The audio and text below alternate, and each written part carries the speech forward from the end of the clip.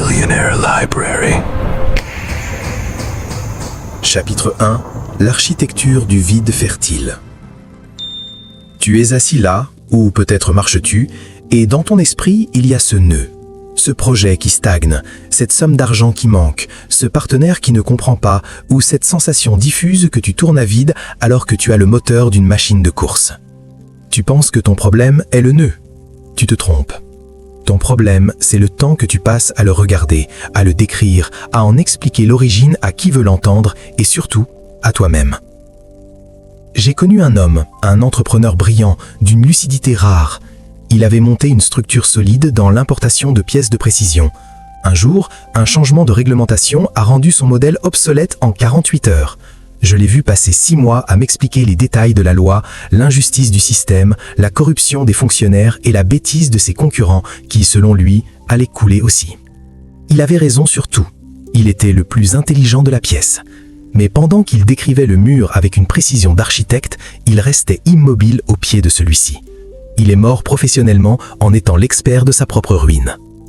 Un autre, moins brillant peut-être, mais plus habile dans sa gestion de l'attention, n'a même pas lu le décret en entier. Il a simplement vu que la porte était fermée. Il a regardé l'espace à côté de la porte.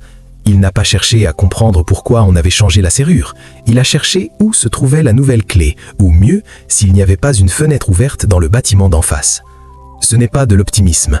L'optimisme est une émotion souvent stupide. Ce dont je te parle est une discipline de l'œil. Regarder le problème, c'est lui donner de l'énergie. C'est comme essayer de sortir d'un marécage en analysant la composition chimique de la boue. La boue se moque de ta compréhension. Elle se contente de t'aspirer pendant que tu réfléchis. Dans les affaires, dans tes relations, dans ta quête de clarté, l'énergie que tu dépenses à formuler le « pourquoi ça ne marche pas » est une fuite de capitaux. Littéralement, ton cerveau est une ressource finie. Chaque seconde passée sur la description de la douleur est une seconde volée à la conception de la sortie. J'ai remarqué que les gens qui réussissent durablement ont une forme d'amnésie sélective pour les difficultés. Ils ne les ignorent pas, ils les traitent comme des données météorologiques. Il pleut. On ne négocie pas avec la pluie, on ne demande pas à la pluie de s'excuser. On prend un parapluie ou on construit un toit. La plupart des gens passent leur vie à hurler contre les nuages et s'étonnent d'être trempés. Pose-toi la question, sans me répondre, juste pour toi, dans le silence de ta pensée. Quelle part de ton discours intérieur est consacrée à la cartographie de tes limites? Tu te crois lucide parce que tu vois tes obstacles. Je te dis que tu es aveugle parce que tu ne vois que ça. La maîtrise commence quand on cesse de donner une identité à l'obstacle. Si tu dis « j'ai un problème de discipline », tu crées une entité, un monstre que tu dois combattre. Si tu dis « quelle est la prochaine action nécessaire », le monstre s'évapore parce qu'il n'a plus de place pour respirer. L'argent, par exemple, ne va jamais vers ceux qui étudient la pauvreté, il va vers ceux qui construisent des flux. Le temps ne se donne pas à ceux qui se plaignent d'en manquer, il s'offre à ceux qui décident de ce qu'ils font de la minute présente sans se soucier de celle qui vient de s'écouler. C'est une bascule très subtile, presque invisible de l'extérieur. Les gens croiront que tu es devenu froid ou indifférent. Ce n'est pas de l'indifférence, c'est de l'économie de guerre. Tu ne peux pas te permettre le luxe de la plainte. La plainte est un poison de riche qui finit par rendre pauvre. Chaque fois que tu commences une phrase par « le problème c'est que », tu viens de poser une brique de plus sur ton propre mur. Essaie de ne plus jamais finir cette phrase. Arrête-toi au milieu. Respire et demande-toi quelle forme prendrait la réussite si cet obstacle n'existait pas, puis agis comme si tu étais déjà de l'autre côté. C'est une forme de triche avec la réalité, je le sais, mais la réalité est malléable pour ceux qui refusent de la considérer comme une fatalité. J'ai vu des fortunes se bâtir sur des ruines simplement parce que le bâtisseur refusait de voir les décombres et ne voyait que le terrain nu. Ce n'est pas une question de motivation, je déteste la motivation, c'est une question de structure mentale. Ton esprit est un outil de navigation. Si tu entres les coordonnées du récif dans ton GPS, tu finiras sur le récif, même si ton intention était de l'éviter. Entre les coordonnées du port, le récif sera toujours là, mais il ne sera plus ton sujet. Il sera juste quelque chose que tu contournes sans même y penser. On ne devient pas maître de sa vie en résolvant des problèmes, mais en devenant quelqu'un pour qui ces problèmes n'ont plus d'intérêt. C'est une nuance qui change absolument tout. Quand tu te surprendras à nouveau à analyser l'épaisseur du mur, souviens-toi de cet homme et de sa loi sur les pièces de précision. Il avait raison, mais il est mort. Préfères-tu avoir raison ou préfères-tu avancer ? La réponse semble évidente, pourtant observe tes dernières 24 heures. Combien de temps as-tu passé à avoir raison sur tes difficultés? Ce chapitre n'est que la première couche de peinture sur une toile qui va devenir de plus en plus complexe. Mais sans cette base, sans ce refus catégorique d'alimenter le vide, tout ce que je te dirai sur l'argent ou l'influence ne sera que du vent sur du sable. On ne construit rien sur une obsession du manque, on construit sur l'évidence de la solution, même quand elle n'est pas encore visible. Tu ne vois pas encore tout, c'est normal, mais tu commences à sentir que l'air est différent quand on cesse de respirer la poussière de ses propres échecs. Reste avec cette sensation, ne cherche pas à l'expliquer, laisse-la simplement s'installer. Nous n'en sommes qu'au début, et le silence qui suit cette prise de conscience est souvent plus instructif que n'importe quel long discours. Seras-tu capable de ne pas justifier ton prochain arrêt? Seras-tu capable de regarder ailleurs?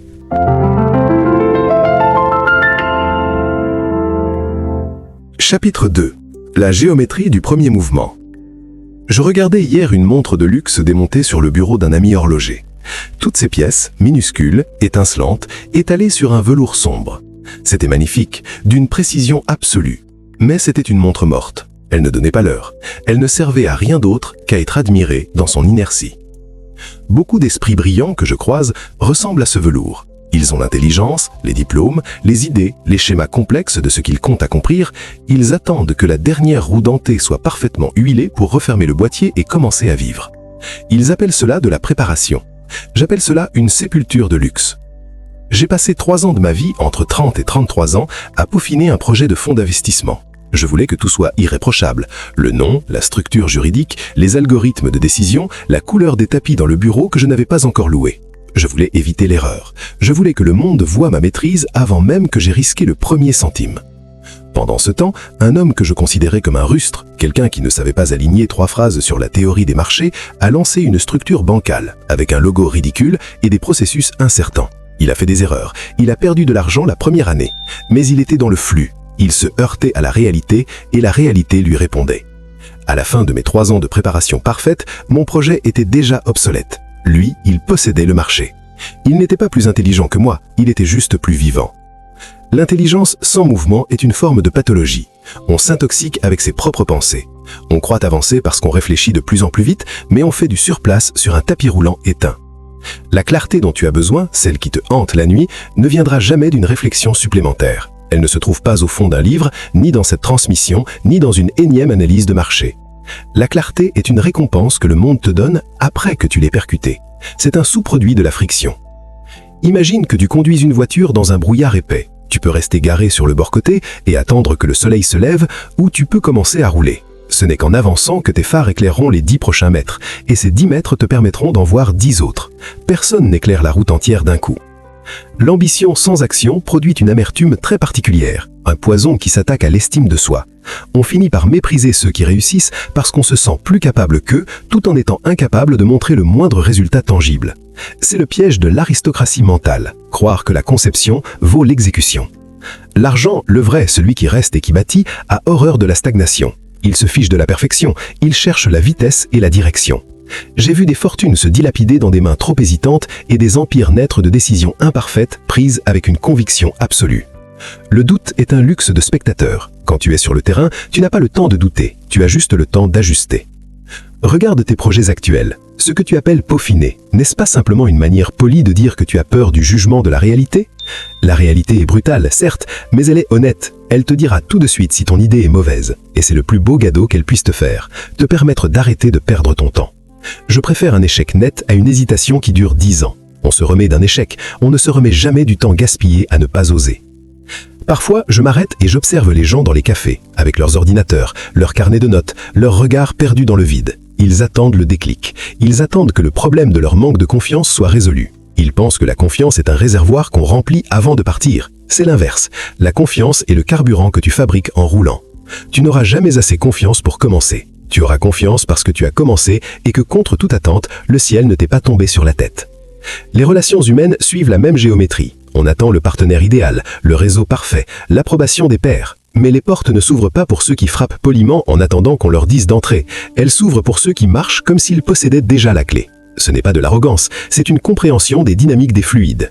Le monde s'écarte pour laisser passer celui qui sait où il va, même s'il se trompe de chemin, parce que celui qui bouge est utile, celui qui stagne est un obstacle.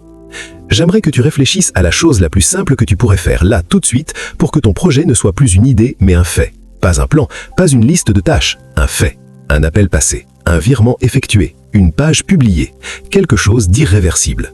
La plupart des gens passent leur vie à construire des sorties de secours avant même d'avoir franchi la porte d'entrée. Brûlent ces sorties. Le confort est l'anesthésie de l'ambition. On ne gagne pas parce qu'on est meilleur, on gagne parce qu'on est encore là quand tous les autres se sont assis pour réfléchir. La maîtrise de soi, c'est aussi savoir faire taire cette voix qui demande « et si ça ne marche pas ?» La seule réponse valable est « je le saurai demain. En attendant, je marche ». Tu commences à comprendre que ce système ne demande pas de force brute, mais une forme de renoncement à la sécurité. La clarté dont on a parlé au début commence à poindre, n'est-ce pas? Ce n'est pas encore la lumière du jour, c'est juste l'aube, mais l'aube suffit pour voir où l'on pose le pied. Et c'est tout ce dont tu as besoin pour l'instant. Si cette sensation de vertige léger t'est familière, c'est que tu sors enfin de ta propre tête. C'est là que le travail commence véritablement.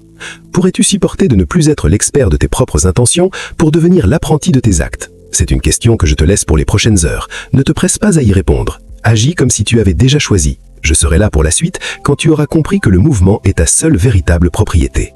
S'abonner à cette fréquence, c'est aussi accepter que le repos est terminé. À bientôt.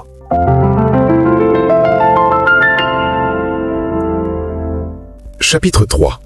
La thermodynamique de l'invisible. Il y a une odeur particulière dans les pièces où l'on ne construit rien. C'est un mélange de poussière, de certitude tiède et de ce parfum bon marché que dégage la plainte collective. J'ai longtemps cru que l'épuisement venait de l'effort, de ces nuits passées à l'usine ou devant des tableurs à n'en plus finir, mais je me trompais lourdement. L'effort n'épuise pas, il tanne la peau et renforce le muscle. Ce qui vide un homme, ce qui le rend vieux avant l'heure et le transforme en une version délavée de lui-même, c'est la fuite. Pas la fuite devant ses responsabilités, non, mais la fuite de son énergie vitale à travers des pores qu'il laisse ouverts par simple politesse.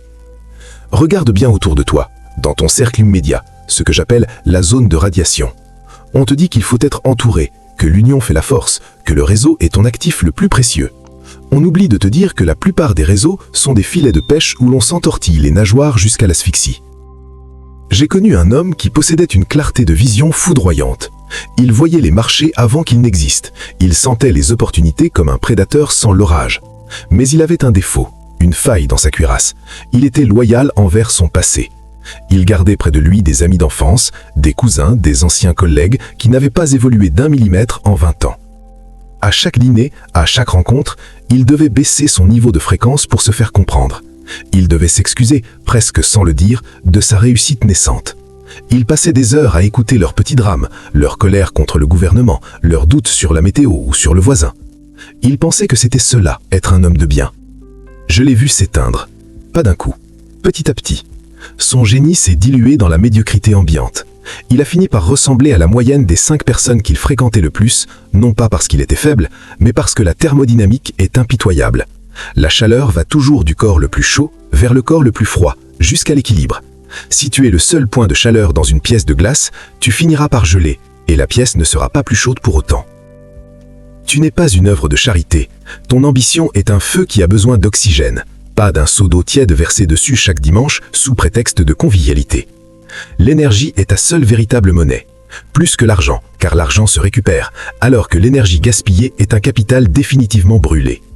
Chaque fois que tu justifies tes choix à quelqu'un qui n'a pas ton niveau d'exigence, tu perds une partie de ta puissance. Chaque fois que tu tentes de convaincre un sceptique de la validité de tes rêves, tu lui donnes le pouvoir de les saboter. Le silence n'est pas seulement une absence de bruit, c'est une barrière de protection. J'ai remarqué que les hommes les plus accomplis parlent peu de ce qu'ils font, non pas par secret, mais parce qu'ils savent que l'explication est une déperdition. Ils gardent la vapeur sous pression pour faire avancer la machine. La plupart des gens que tu considères comme tes proches sont des voleurs de temps, des pickpockets d'enthousiasme. Ils ne le font pas par méchanceté, ils le font par instinct de survie, pour ne pas se sentir seuls dans leur propre stagnation. Ils te tirent vers le bas pour que le décor reste cohérent. La sélection drastique n'est pas une cruauté, c'est une hygiène. Un jour, j'ai pris une décision qui a semblé brutale à beaucoup. J'ai coupé les ponts avec plus de la moitié de mon carnet d'adresses. Je n'ai pas passé de coup de téléphone, je n'ai pas donné d'explication. J'ai simplement cessé d'être disponible pour ce qui ne me nourrissait pas. Le vide qui en a résulté était terrifiant au début. On se sent nu, on se demande si l'on n'est pas devenu un monstre d'égoïsme. Mais dans ce vide, quelque chose de neuf a commencé à pousser. Ma capacité de concentration a doublé. Ma fatigue chronique a disparu sans changer mes heures de sommeil. J'ai compris que j'étais simplement fatigué de porter le poids mort des autres. Tu dois devenir le gardien de ton propre sanctuaire mental. Si une relation te demande de te diminuer pour être supportée, elle est trop chère. Si un environnement te force à masquer ton intelligence pour ne pas offenser, fuis. L'argent suit la clarté, et la clarté demande un air pur. On ne gagne pas de grandes batailles avec une armée de traînards qui se plaignent du poids de leur sac. On les gagne avec une garde rapprochée de gens dont la simple présence t'oblige à être meilleur. Ces gens sont rares. Parfois, ils ne sont pas encore là. Vaut mieux être seul dans un désert que mal accompagné dans un palais de courant d'air. La solitude de l'ambitieux est une période de transition, pas une destination. C'est le moment où tu calibres tes instruments de navigation. Regarde ton téléphone, regarde tes derniers messages, tes derniers appels. Combien de ces échanges t'ont laissé plus fort, plus lucide, plus déterminé? Combien t'ont laissé avec un sentiment de lourdeur ou de distraction? Fais le calcul. La gestion de l'énergie n'est pas un concept de bien-être pour magazine, c'est une stratégie de siège. Tu es en train de bâtir quelque chose et chaque fuite dans la coque peut te faire couler avant d'atteindre la haute mer. Apprends à dire non sans te justifier. Le non est une phrase complète. Tu n'as pas besoin de rajouter une excuse pour la rendre plus douce. L'excuse est le début de la négociation. Et tu n'as rien à négocier avec ceux qui ne partagent pas ton horizon. On juge un homme à ses ennemis, on le mesure à ses amis. Choisis tes combats, mais choisis surtout tes spectateurs. La plupart ne sont là que pour voir l'accident, pas pour célébrer la victoire. Quand tu auras compris que ton entourage est ton système d'exploitation, tu feras les mises à jour nécessaires, même si elles sont douloureuses. Le confort de l'appartenance est le plus grand piège pour celui qui veut l'exceptionnel. On ne peut pas appartenir à la foule et diriger son propre destin en même temps. Il faut choisir. Et ce choix se fait chaque matin dans le silence de ce que tu acceptes et de ce que tu refuses. Ce n'est pas une question de mépris, c'est une question de survie. Tu commences à sentir ce poids qui s'allège, n'est-ce pas? Cette idée que tu n'es pas obligé de porter le monde sur tes épaules pour avoir le droit de réussir. C'est une libération silencieuse. Mais attention, le vide que tu crées va attirer de nouvelles forces et tu devras être prêt à les canaliser. Rien n'est plus dangereux qu'une grande réserve d'énergie sans direction. Mais cela, nous en parlerons quand tu auras fini de faire le tri. Prends quelques minutes pour observer ton environnement immédiat comme si tu étais un étranger. Que dirais-tu de l'homme qui vit ici, entouré de ces gens et de ces objets? Est-il en train de décoller ou de s'enfoncer? La réponse est souvent sous tes yeux, mais tu as appris à ne pas la regarder pour ne pas avoir à agir. Ce temps est terminé. Si tu sens que le moment est venu de fermer certaines portes pour en ouvrir de plus grandes, fais-le sans bruit. La discrétion est l'élégance du prédateur. Je te laisse avec cette sensation de légèreté nouvelle. Elle est précieuse. Ne la gâche pas en essayant de l'expliquer aux gens qui préfèrent rester au sol. On se retrouve quand tu auras fait de la place.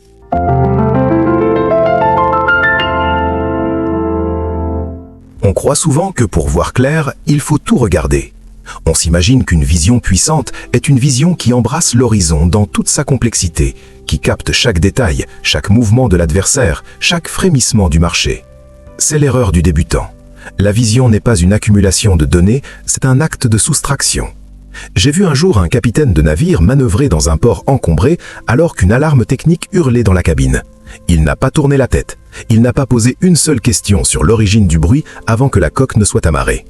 Il savait que s'il donnait ne serait-ce qu'une seconde d'attention à l'alarme, il perdait l'angle mort du quai. Il a choisi d'être sourd pour rester voyant.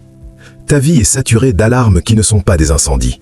Le chaos n'est pas un état du monde, c'est un état de ton attention. Si tu réagis à tout ce qui bouge, tu es la proie. Le prédateur, lui, ne voit que sa cible. Le reste du monde est une tache floue, une absence de sujet. Regarde la manière dont tu gères tes journées de crise. Tu penses être efficace parce que tu traites 10 problèmes à la fois, mais tu ne fais qu'agiter l'eau, ce qui la rend encore plus trouble. La discipline du regard, c'est cette capacité presque inhumaine à décider que ce qui est urgent pour les autres n'existe pas pour toi. J'ai connu un négociateur de haut vol qui, en pleine discussion pour un rachat d'entreprise à plusieurs millions, a été interrompu par un assistant paniqué lui annonçant une fuite d'eau dans ses bureaux personnels. Il a continué sa phrase sans changer d'intonation, sans même un battement de paupières. Pour lui, à cet instant précis, la fuite d'eau n'avait pas de réalité matérielle. Il ne l'ignorait pas par mépris, il l'écartait par économie. La plupart des gens échouent parce qu'ils ont une vision trop large. Ils voient la réussite, mais ils voient aussi le risque, l'opinion du voisin, le confort du canapé et la peur de l'échec. Tout cela se mélange dans une soupe grise qui paralyse. Construire une vision inébranlable, c'est accepter de devenir aveugle à tout ce qui n'est pas ta ligne de crête. C'est une forme de folie contrôlée. L'argent et la réussite durable ne récompensent pas ceux qui ont les meilleures idées, mais ceux qui sont capables de maintenir une idée fixe au milieu d'un ouragan. C'est là que se fait la différence, dans le silence intérieur que tu es capable de maintenir quand tout le monde hurle au désastre. Est-ce que tu possèdes ce point fixe? Est-ce que ton regard est capable de traverser le bruit sans s'y accrocher? Si tu sens que ton attention est encore trop friable, commande cette affirmation. Ma vision est le seul sol sous des pieds. C'est une manière de te rappeler que ton monde n'est fait que de ce que tu choisis de regarder. Les opportunités ne sont pas cachées, elles sont simplement invisibles pour ceux qui passent leur temps à surveiller le chaos. On ne trouve pas la clarté, on la fabrique en découpant le réel à la serpe. Plus tu seras capable de ne pas réagir, plus tu deviendras puissant. La réaction est une soumission, l'observation est une domination. Tu commences à voir le système se dessiner, n'est-ce pas? On ne gère pas les problèmes, on les rend insignifiants par la qualité de notre focus. Pourrais-tu rester assis, sans bouger, alors que tout s'effondre autour de toi, juste parce que tu sais que ta direction est la bonne? C'est le prix de la maîtrise, c'est le prix de tout ce qui dure. Je te laisse avec cette image, un oiseau de proie qui ne quitte pas des yeux le mouvement de l'herbe, peu importe la force du vent. Devant toi, il y a beaucoup de vent, mais l'herbe a bougé. L'as-tu vu? S'abonner à ce silence, c'est apprendre à voir ce que les autres ne soupçonnent même pas.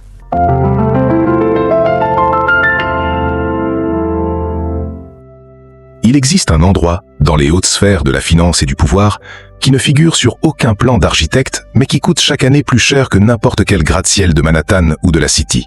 C'est la salle d'attente mentale. J'y ai vu séjourner des hommes d'une intelligence effrayante, des esprits capables de calculer des trajectoires de marché complexes en un battement de paupières, restant pourtant immobiles, assis sur le velours invisible de leur propre hésitation. Ils attendent le signal, la validation, le fameux alignement des planètes dont parlent les perdants pour justifier leur inertie. Ils pensent que le temps est une ressource qu'ils gèrent, alors qu'en réalité, le temps est un prédateur qui les dévore à petit feu. Si tu sens que tu es, toi aussi, dans cette antichambre à guetter un feu vert qui ne vient pas, j'aimerais que tu fasses une pause. Avant que nous n'allions plus loin dans cette mécanique de la décision, pose un acte de présence. Commande simplement « Je suis mon propre signal ». Ne le fais pas pour l'algorithme, fais-le pour marquer dans la matière que tu cesses d'être un spectateur de ta propre vie. La plupart des gens ne comprennent pas que la solution n'est jamais dans l'attente du bon moment, mais dans la transformation de n'importe quel moment en une opportunité. C'est une alchimie très simple, mais presque personne ne l'enseigne parce qu'elle demande de renoncer à la sécurité du doute. J'ai connu un homme, appelons-le Marc, qui voulait racheter une usine de textile technique. Il avait les fonds, il avait l'expertise, il avait même l'accord de principe du vendeur. Mais Marc attendait. Il attendait que le rapport trimestriel de l'industrie soit publié pour être tout à fait certain que la tendance se confirmait. Il a attendu 3 semaines. Le mardi de la 4e semaine, un groupe étranger, qui n'avait pas besoin de rapport pour savoir que le secteur était porteur, a signé le chèque sur un coin de table sans même visiter les entrepôts. Marc a gardé son argent, il a gardé son intelligence, mais il a perdu 10 ans de croissance potentielle. Il a passé les 6 mois suivants à m'expliquer pourquoi c'était risqué pour les autres. Il avait raison sur le risque, mais il avait tort sur la vie. La vie ne récompense pas la justesse de l'analyse, elle récompense la possession du terrain. Quand tu te concentres sur le problème de l'incertitude, tu deviens un expert en incertitude. Tu commences à voir des ombres là où il n'y a que de la lumière. Le cerveau humain est une machine à confirmer ce qu'il cherche. Si tu cherches des raisons d'attendre, ton esprit va fouiller le monde jusqu'à trouver la microdonnée qui justifie ton immobilisme. C'est une forme de sabotage élégant. On se croit prudent alors qu'on est simplement lâche. La solution dans ce système ne consiste pas à supprimer l'incertitude, c'est impossible, mais à décider que l'incertitude est le climat naturel de toute action d'envergure. On ne construit pas sous un ciel toujours bleu. On construit en acceptant que la pluie fait partie du contrat. J'ai remarqué une chose fascinante chez ceux qui atteignent des sommets de clarté mentale. Ils ont une horreur physique du plus tard. Pour eux, le futur est une abstraction dangereuse. Seul le présent est malléable. Si une décision peut être prise maintenant, elle doit l'être, non pas par impatience, mais par hygiène. Chaque décision en suspension est une application ouverte sur ton processeur interne qui consomme de l'énergie pour rien. Tu te sens fatigué à la fin de la journée alors que tu n'as pas fait grand-chose? C'est parce que tu as porté le poids de toutes les décisions que tu n'as pas prises. C'est l'accumulation de ces dossiers non classés qui crée le brouillard mental. Imagine ta capacité de décision comme un muscle. Si tu le laisses au repos, il s'atrophie. Si tu l'utilises pour des futilités, il s'épuise. La maîtrise consiste à automatiser le banal pour consacrer toute sa force de frappe à l'essentiel. L'argent, dans cette perspective, n'est qu'un amplificateur de ta vitesse de décision. On croit que l'argent donne du temps, mais c'est l'inverse. C'est la gestion impitoyable du temps qui finit par générer de l'argent. J'ai souvent observé que les gens ordinaires passent un temps infini à économiser de l'argent, tandis que les gens extraordinaires passent une fortune pour économiser du temps. Pourquoi? Parce qu'ils savent que la seule chose qu'on ne peut pas racheter, c'est une minute gaspillée dans la salle d'attente. La clarté, c'est de comprendre que le problème du manque de ressources n'est souvent qu'une excuse pour ne pas affronter le problème du manque de courage. On se dit, quand j'aurai plus de capital, je me lancerai. Non. Tu n'auras jamais assez de capital pour compenser une hésitation chronique. Le capital va vers ceux qui sont déjà en mouvement, pas vers ceux qui attendent sur le quai. C'est une loi de la nature. Le flux attire le flux. La stagnation attire la décomposition. J'ai dû apprendre cela à la dure, en perdant des opportunités qui auraient pu changer ma trajectoire bien plus tôt. Je pensais que la sagesse consistait à peser chaque grain de sable dans la balance. La sagesse, je le sais aujourd'hui, c'est de savoir quand renverser la balance pour passer à autre chose. Cette transition vers l'action immédiate demande une remise en question profonde de ton rapport à l'échec. Si tu te concentres sur le problème, l'échec est une blessure d'ego. C'est pour cela que tant de gens intelligents stagnent. Leur ego est trop gros pour supporter la moindre égratignure, alors ils restent immobiles pour rester intacts. Mais rester intact, c'est rester inutile. Rien de ce qui a de la valeur dans ce monde n'est resté propre et sans rayures. Les fortunes, les empires, les grandes amours, les découvertes scientifiques, tout cela est né dans la boue de l'expérimentation, dans le désordre de l'action. Tu dois apprendre à aimer ce désordre. Tu dois apprendre à trouver ta clarté au milieu de la tempête, pas en attendant qu'elle s'arrête. C'est cela la véritable autonomie. Ne plus dépendre des circonstances pour être efficace. Est-ce que tu es capable, là, maintenant, de regarder ton projet le plus ambitieux et de voir non pas les obstacles, mais le premier pas ridicule, minuscule, que tu peux faire avant la fin de l'heure? Pas demain, pas mardi matin. Maintenant. Si tu ressens une résistance, une envie de justifier pourquoi ce n'est pas si simple, bravo, tu viens de localiser la porte de ta salle d'attente. Il ne te reste plus qu'à la pousser. Elle n'est pas verrouillée, elle ne l'a jamais été. C'est toi qui maintiens la pression pour rester à l'intérieur par peur de ce qui se passera une fois dehors, dans le vent. Mais souviens-toi, personne n'est jamais devenu grand en restant à l'abri. La sécurité est une illusion pour ceux qui n'ont pas encore compris que le mouvement est la seule protection réelle. Dans les chapitres qui suivent, nous allons voir comment structurer ce mouvement pour qu'il ne soit pas une agitation stérile, mais une force de frappe chirurgicale. Mais pour l'instant, contente-toi de sortir. Respire l'air de l'incertitude. Il est bien plus sain que l'air vicié des salles d'attente. Tu commences à voir que le système n'est pas contre toi. Il est simplement indifférent à tes doutes. Il ne répond qu'à tes actes. Et c'est la meilleure nouvelle que tu pouvais recevoir aujourd'hui. Car tes actes, contrairement à la chance ou au destin, dépendent entièrement de toi. Pourrais-tu vivre avec cette responsabilité totale ? C'est une question qui mérite que l'on s'y attarde un peu plus, avant que le bruit du monde ne reprenne ses droits. Le silence qui suit une décision est le plus beau des lex. Savoure-le.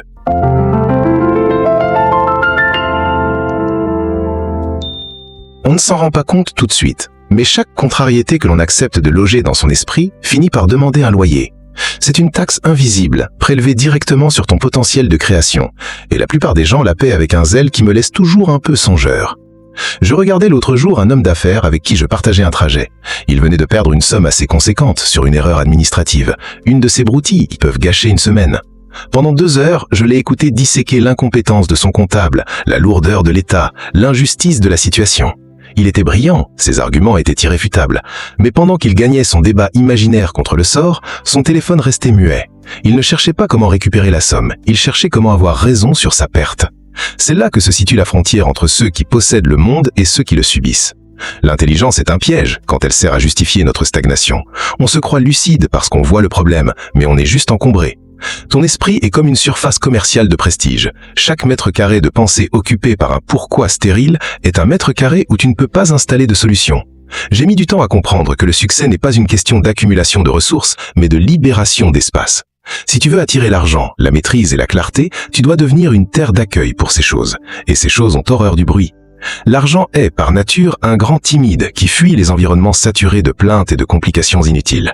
Il va là où le chemin est dégagé, là où l'attention est concentrée sur le mouvement de demain. J'ai connu une femme qui dirigeait une agence de design d'une efficacité redoutable. Un jour, son plus gros client est parti sans explication, la laissant avec des frais fixes énormes et une équipe en panique. Elle n'a pas convoqué de réunion de crise pour analyser le départ du client. Elle n'a pas cherché à savoir ce qu'elle avait fait de mal. Elle a réuni tout le monde et a dit « Nous avons maintenant 30% de temps libre en plus. Voici le nouveau projet que nous allons lancer. » Elle n'a pas donné d'existence à la perte. Pour elle, le départ du client n'était pas un problème, c'était une libération de ressources. 6 mois plus tard, son chiffre d'affaires avait doublé.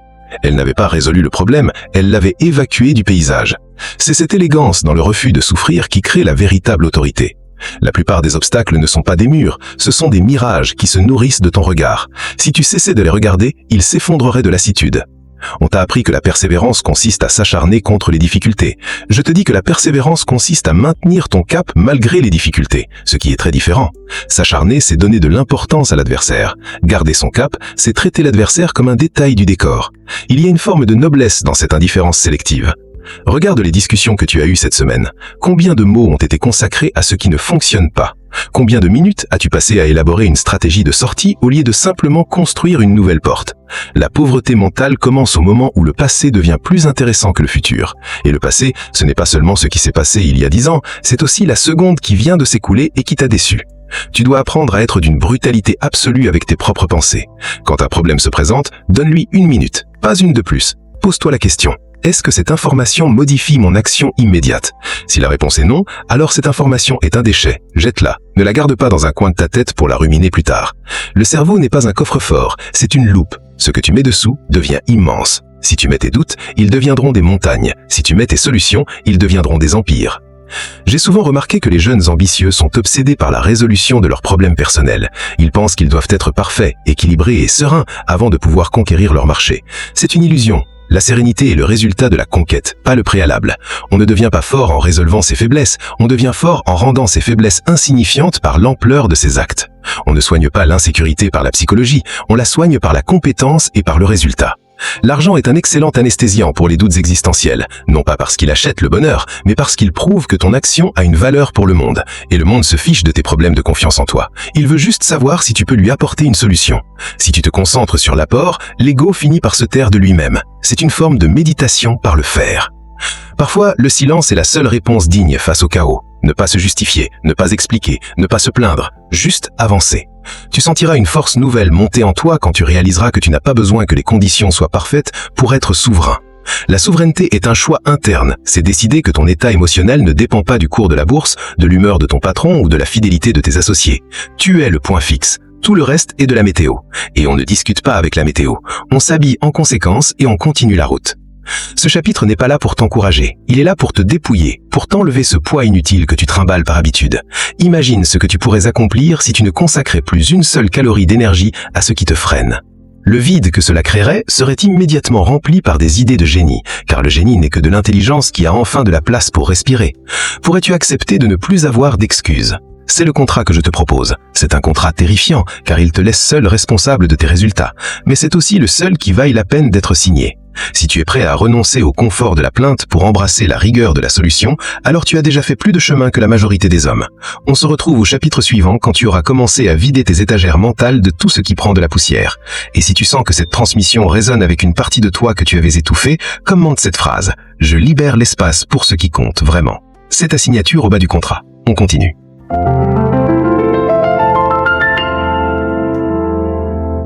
On croit souvent que la puissance est une question de volume. On s'imagine que pour déplacer des montagnes, il faut une force herculienne, des journées de 20 heures et une volonté qui broie qui sur son passage. C'est la vision de celui qui s'épuise à pousser le mur. L'homme qui a compris la géométrie du monde, lui, ne pousse pas le mur, il cherche le point de pivot. J'ai observé un jour un vieux banquier d'affaires lors d'une fusion qui semblait impossible. Les avocats s'étripaient sur des centaines de clauses, les directeurs hurlaient et la tension était telle que l'on pouvait presque la toucher. Lui restait silencieux, gribouillant des formes géométriques sur un carnet. Au bout de 3 heures, il a posé une seule question. Une phrase de 10 mots qui ne portait sur aucun des points de litige, mais sur un détail fiscal mineur que tout le monde avait ignoré. En 30 secondes, le blocage a sauté.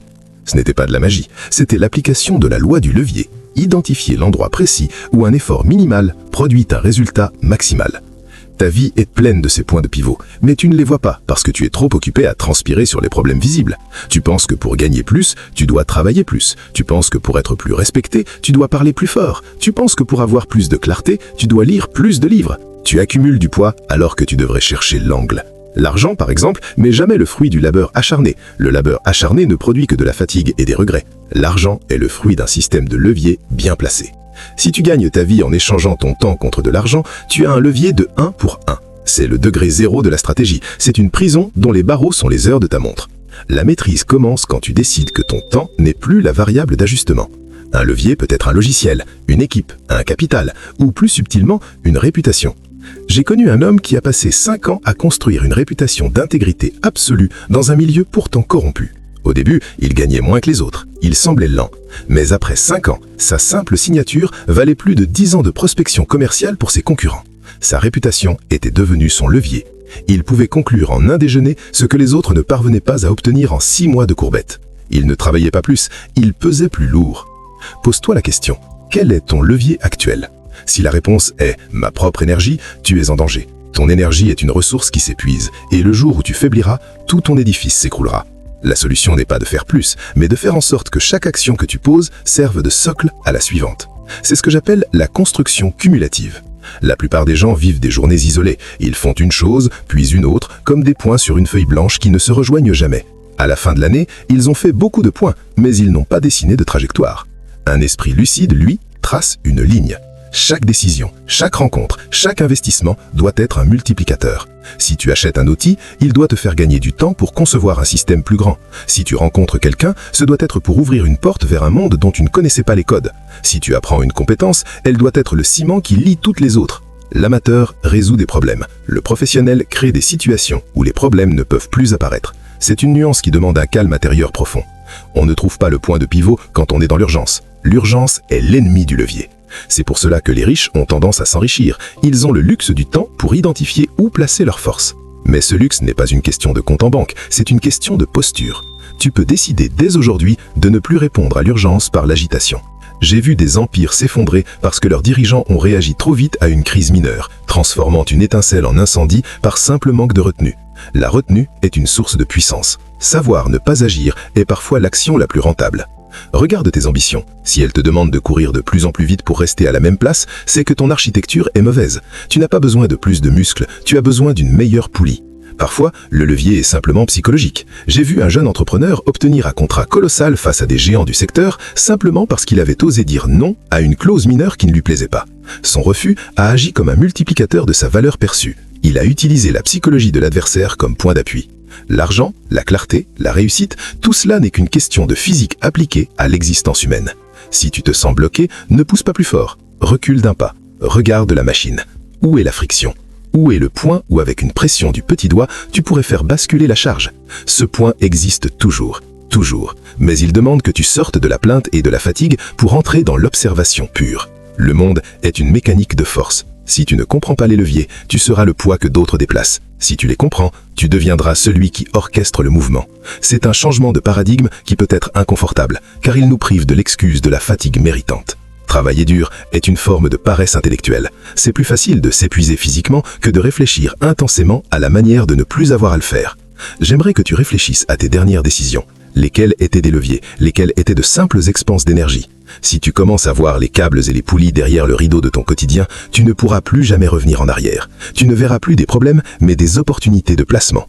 Avant de passer à la suite, j'aimerais que tu ancres cette idée. Si tu es prêt à arrêter de pousser pour commencer à soulever, commente cette phrase. Je cherche le pivot, pas la force. C'est une déclaration de guerre à ton ancienne façon de faire. C'est le moment où tu deviens un ingénieur de ton architecture et non plus son propre bœuf de trait.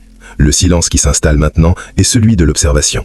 Apprends à aimer ce moment où tu ne fais rien, car c'est là que tu vois enfin la mécanique du levier invisible. Tout devient simple quand on arrête d'être son propre obstacle.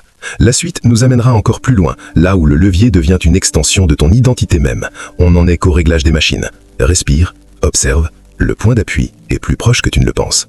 À tout de suite.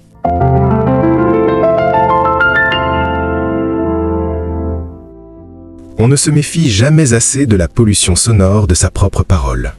On t'a appris à t'exprimer, à argumenter, à vendre ton projet, à occuper l'espace pour exister. On t'a fait croire que le silence était une faiblesse, un vide à combler, une absence de munitions.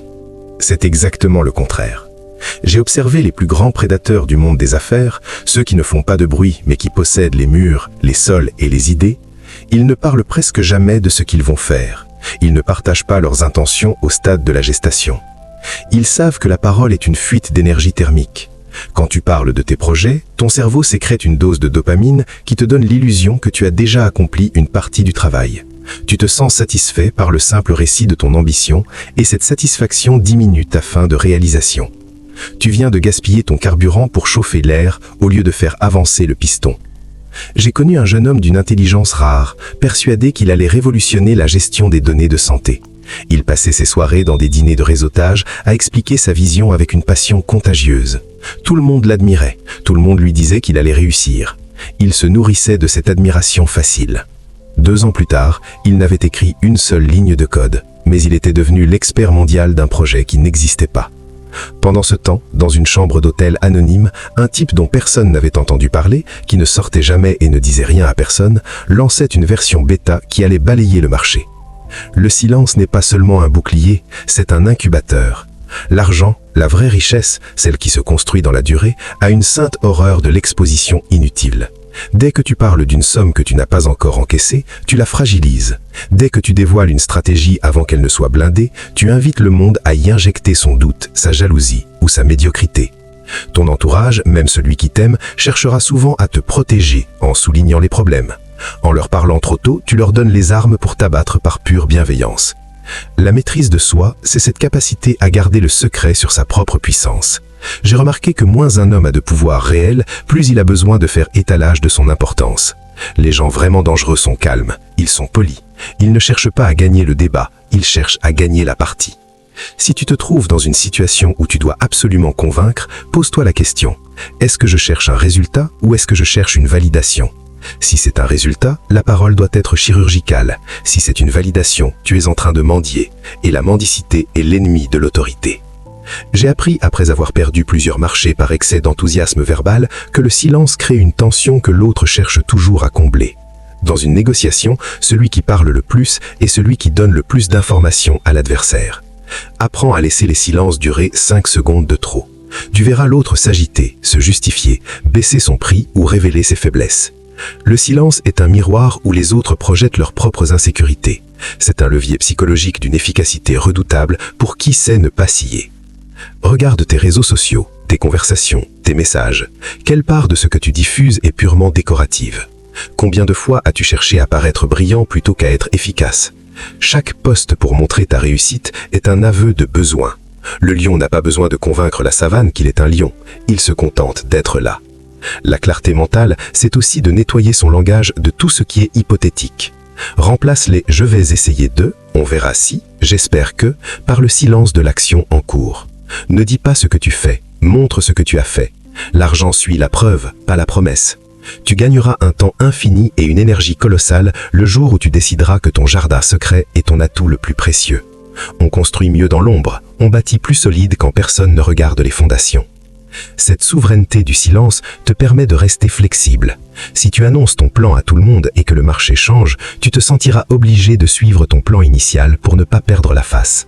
Le silence te donne le droit de changer d'avis sans t'avoir à t'excuser. Il te donne le droit d'échouer en privé et de ne montrer au monde que tes cicatrices victorieuses. C'est une discipline de fer dans un monde d'exhibition permanente. Si tu es prêt à devenir le secret le plus gardé de ta réussite, commande cette phrase. Ma force n'a pas besoin de témoins. C'est le signe que tu as compris que la lumière n'est nécessaire qu'à la fin pour éclairer l'œuvre accomplie, jamais pour surveiller le chantier. Le chapitre suivant sera le dernier de cette transmission. Nous y parlerons de la conclusion de ce système et de la manière dont on passe de l'action à la domination durable. Mais d'ici là, essaie de passer 24 heures sans parler de toi, sans parler de tes problèmes et sans parler de tes solutions. Observe ce qui se passe dans ce vide. Tu verras que le monde continue de tourner, mais que toi, tu commences enfin à l'observer avec l'œil du maître. Le silence n'est pas vide, il est plein de tout ce que tu ne gâches plus. Respire cette densité. À tout de suite, pour la fin.